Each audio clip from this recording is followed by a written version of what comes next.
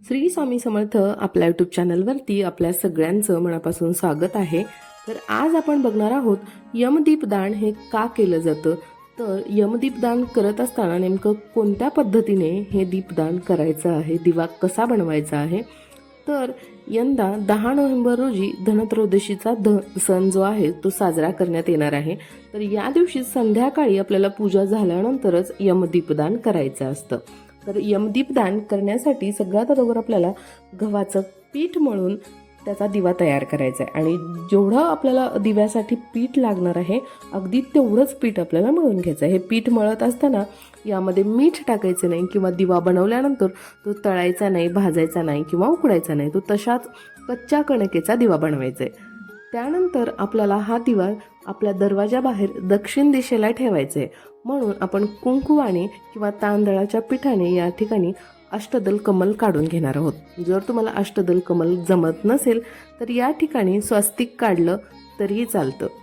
त्यानंतर आपण एका प्लेटमध्ये तांदूळ घ्यायचे आहेत आणि त्यावरती हा दिवा ठेवायचा आहे। तर हा दिवा ठेवत असताना एवढं तुम्ही नक्की लक्षात घ्या की नेमका हा दिवा कधी लावायचा आहे।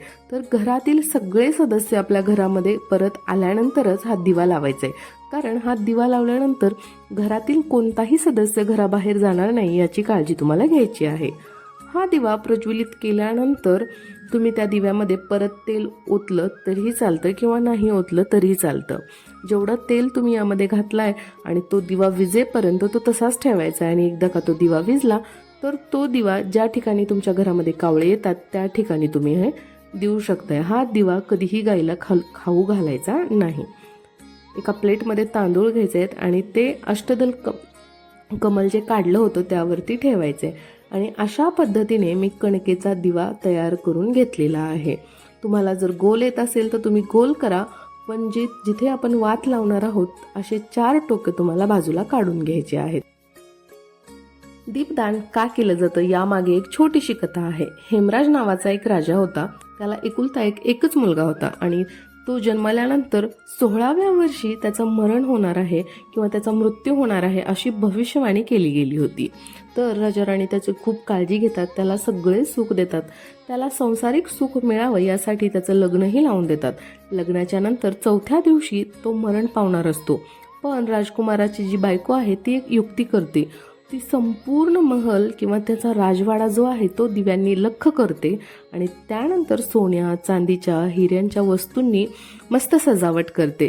तर दिव्यांचा प्रकाश त्या वस्तूंवरती पडून महल असा एकदम झगमगीत होतो आणि यमराज त्या दिवशी राजकुमाराचे प्राण घेण्यासाठी सापाच्या रूपात आले होते।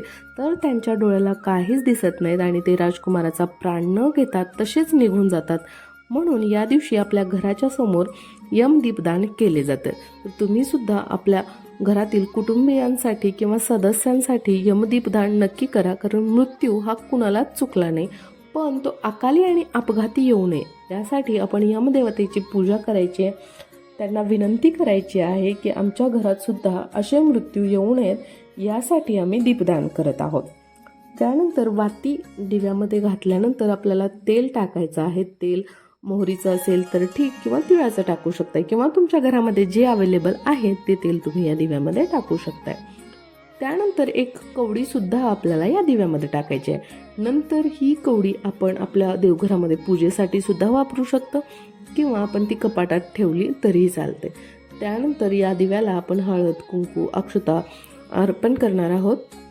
दिवा प्रज्वलित घराच्या बाहेर चौकटीमध्येच करायचे, नाहीतर असं होईल की आपण हा दिवा बनवलाय घरामध्ये तर घरामध्येच प्रज्वलन करायचे आणि मग बाहेर जाऊन हा दिवा ठेवायचा आहे। तर असं न करता घराच्या बाहेर म्हणजे चौकटीच्या दक्षिण दिशेलाच आपल्याला हा दिवा तिथेच जाऊन अष्टदल कमल काढायचे किंवा स्वस्तिक काढायचे आणि तिथेच या दिव्याची पूजा करायचे आणि प्रज्वलन सुद्धा तिथेच करायचे।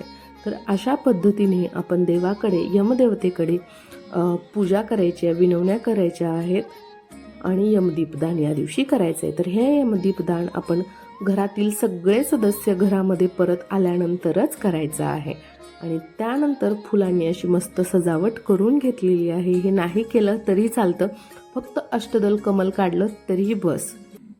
अशा पद्धतीने होता आजचा आपला यमदीपदान कसं करायचं, दिवा कसा बनवायचा याबाबतचा व्हिडिओ. जर तुम्हाला व्हिडिओ आवडला असेल तर आपल्या चॅनलला नक्की सबस्क्राईब करा. पुन्हा भेटूया अशाच एका इंटरेस्टिंग व्हिडिओमध्ये. तोपर्यंत श्री स्वामी समर्थ.